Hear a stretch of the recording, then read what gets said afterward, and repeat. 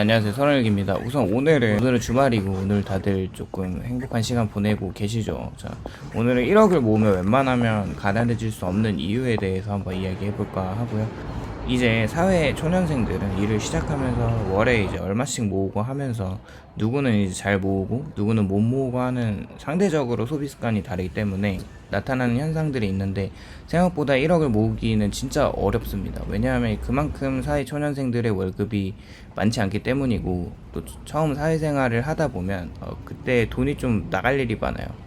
예를 들어서 이제 어쨌거나 새로운 인맥들이 또 생기게 되고, 처음 받아보는 월급에 대해서 이제 조금 돈 개념이 생기기가 쉽지 않기 때문에 돈을 막 이제 쓰게 되는 거죠. 그렇게 회사에서 이곳저곳 가야 하는 경조사 모임도 이제 많아지게 되고, 그렇다고 그런 모임들에 아예 안 가버리면 자발적으로 왕따가 되어버리기 때문에 또 사람 도리는 하고 살아야 하는 게 어쩔 수 없는 지출로 이어지게 되고요. 또 아직까지는 그때는 친구들을 만나는 시기이기 때문에 또 친구들을 만나면서 돈을 쓰고 데이트를 하면서 돈을 쓰고 여러 가지 지출이 있겠죠.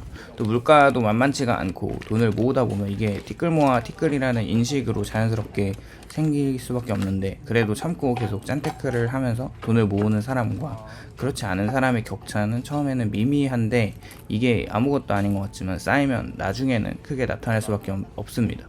심리적으로도 이제 예를 들어 9천만 원을 모은 사람과 아직 1,000만 원 정도 모은 사람의 소비를 하는 거에 있어서 더 적은 돈을 모으는 사람이 이거 쓴다고 뭐 인생이 바뀌거나 하지 않는다는 인식이 소비를 더 많이 하게 하는 거죠. 반면에 9천만 원을 모은 사람이 1,000만 원만 더 모으면 사실 앞자릿수가 바뀌기 때문에 진짜 어떻게 해서든 작은 소비부터 통제를 하게 되겠죠.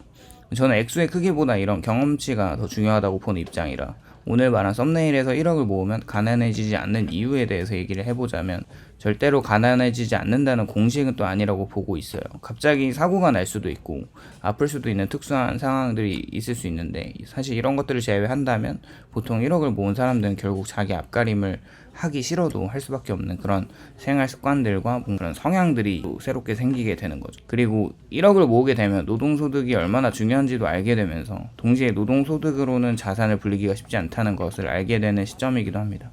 물론 더 빨리 투자를 하면서 돈을 불려나가는 경우도 있지만, 전자라고 한다면 1억을 모았을 때 투자를 할 때 위험한 투자를 하지 않게 됩니다. 왜냐하면 엄청 힘들게 모은 돈이기 때문에 그게 순식간에 날아가는 어떤 그런 위기, 리스크를 감당하고 싶지 않은 거죠. 그래서 위험한 레버리지 투자를 안 하게 되고, 선물 옵션이나 코인 같은 변동성이 큰 자산에 많은 비율을 태우지 않고 안전하게 높은 확률로 수익을 확정지을 수 있는 채권형 자산이나 배당주 같은 많은 비율을 세팅해 놓고, 변동성이 큰 하이리스크 하이리턴인 공격 자산에는 많은 비율은 아니지만 투자를 하긴 하겠죠. 그렇게 자연스럽게 자산 배분에 대해 생각을 하게 되고, 어떻게 하면 좀 MDD가 리스크를 현저하게 줄이면서 투자를 할 수 있을지 그런 생각을 계속 하게 되고, 그럴 수밖에 없게 되고, 계속 투자 자산과 상관성이 과거부터 다른 백테스트를 돌리면서 투자를 아주 기민하게 하면서 더 자산은 기하급수적으로 안전하게 늘게 됩니다. 어쨌거나 그런 과정을 거치다 보면 언제부턴가는 내가 일하지 않아도 금융소득으로만으로도 살 수 있는 상태가 되겠죠.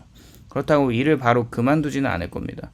오로지 그렇게 살아온 사람들은 현금 흐름이 세팅되고 나서는 사업을 해서 돈을 불릴 수도 있고, 쉬면서 쉬엄쉬엄 자신이 좋아하는 일에 몰두를 할 수도 있겠죠. 어쩌다가 사회로 나온 사회 초년생들이 인생의 변곡점이 1억을 모으거나 모으지 않거나로 결정이 된다고 하는 이런 자본주의 공식에 기속되는 게 참 안타깝기도 한데, 그렇게 돌아가는 세상이고, 그런 관점에서 초등학교 때부터 대학교를 졸업하는 것처럼 자본주의를 얼마나 빨리 졸업하는지 안 하는지에 인생의 게임이 세팅된 것 같다는 생각도 듭니다.